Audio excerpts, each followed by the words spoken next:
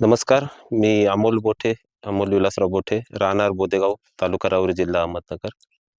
आज आपल्या ज्या प्लॉटमध्ये आलेत, हा पावणे 3 एकराचा प्लॉट आहे. आशा 90-11 व्हरायटी आज आपण लावलेली आहे. आज एक व्हरायटीचा विचार केला तर आम्ही गेल्या जवळपास 8 ते 10 वर्षापासून कापूस उत्पादन घेतोय.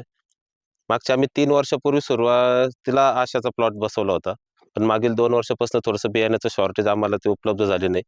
पण निश्चित आम्ही चालू वर्षी बियाण्याची अवेलेबिलिटी झाल्यामुळे हा प्लॉट आम्ही घेतलेला आहे. प्लॉटचं खास मेजर वैशिष्ट्य काय?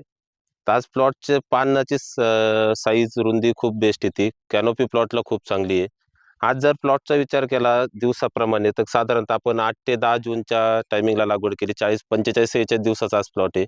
एक दिवसाचा कालावधीचा विचार केला, तर झाडाची ग्रोथ खूप फास्ट आहे. त्याचबरोबर दिवसाप्रमाणे त्याला असलेली बोंडांची, पात्यांची संख्या, पातेगळ वगैरे हे प्रॉब्लेम कुठेही येत नाही.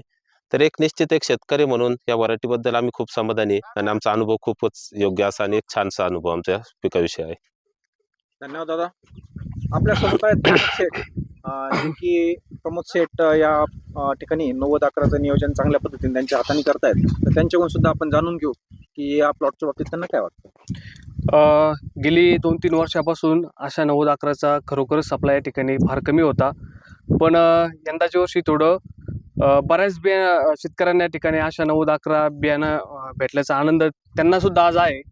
आणि जनरल आज आपण याच्या प्रॅक्टिसमध्ये याला 2 आपण रासायनिक खतांचे डोस दिलेले आहेत. एक डोस आत्ताच एक काल परवा झाला आहे आणि त्यानंतर त्याला 2 स्प्रेइंग केलेले आणि अतिशय चांगला प्लॉट आहे. आणि याला जर असंच जर मॅनेजमेंट राहिलं तर 22 ते 25 क्विंटलपर्यंतचं उत्पन्न निघणं अपेक्षित आहे. धन्यवाद तुमच्या दोघांचे पण.